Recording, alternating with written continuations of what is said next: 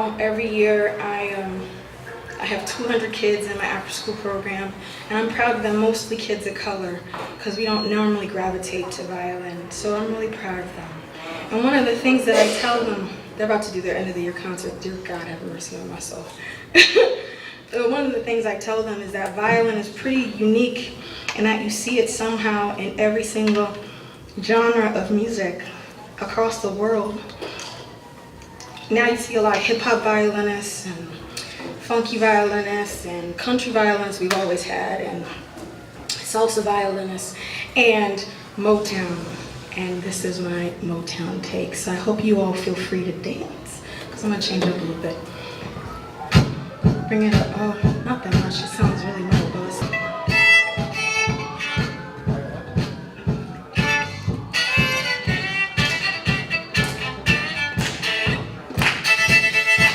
Can you make the track louder for me? It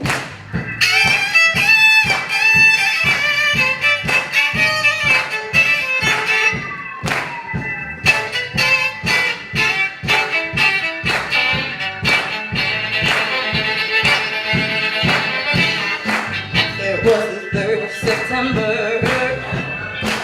That day I'll always remember. Cause that was the day that my daddy died. Oh, yes he did. Never got a chance to meet him. Heard nothing but bad things about him. Now I'm dependent on you to come on and tell me the truth. She said, girl, I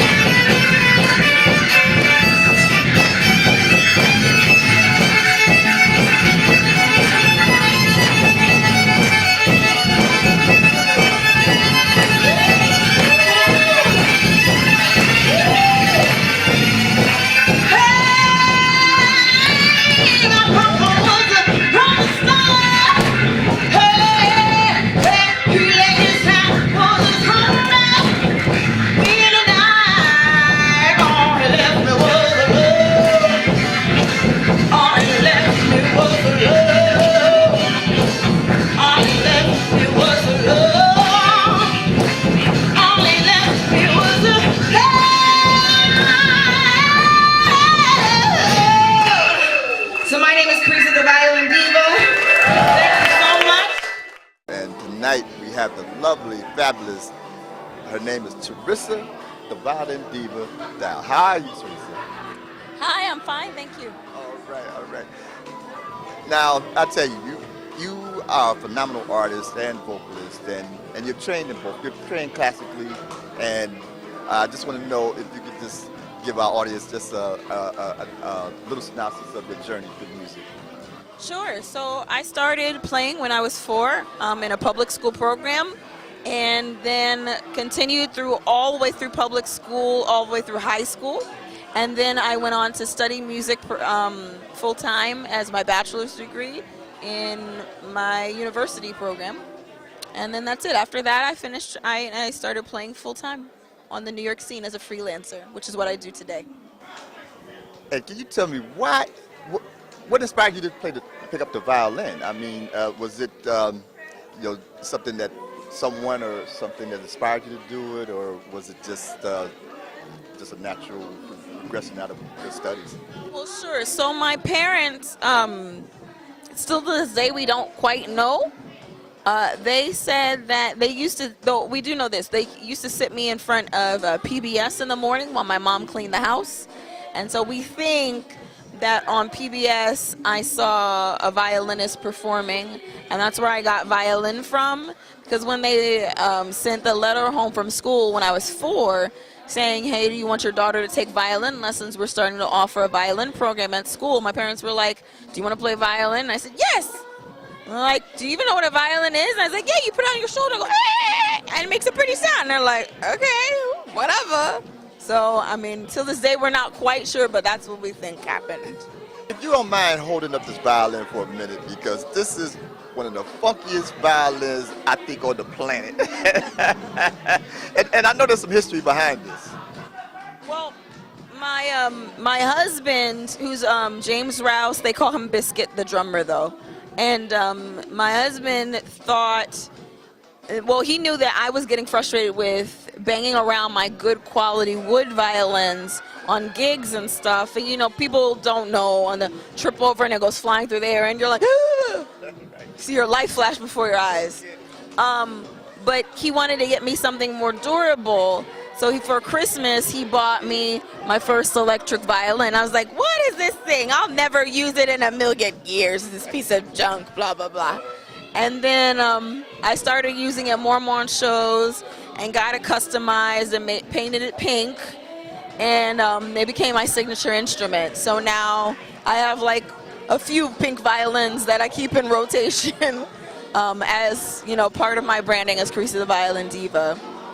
And you closed it out with the funkiest, one of the funkiest songs ever written, you know, Motown. That's my version. And yeah.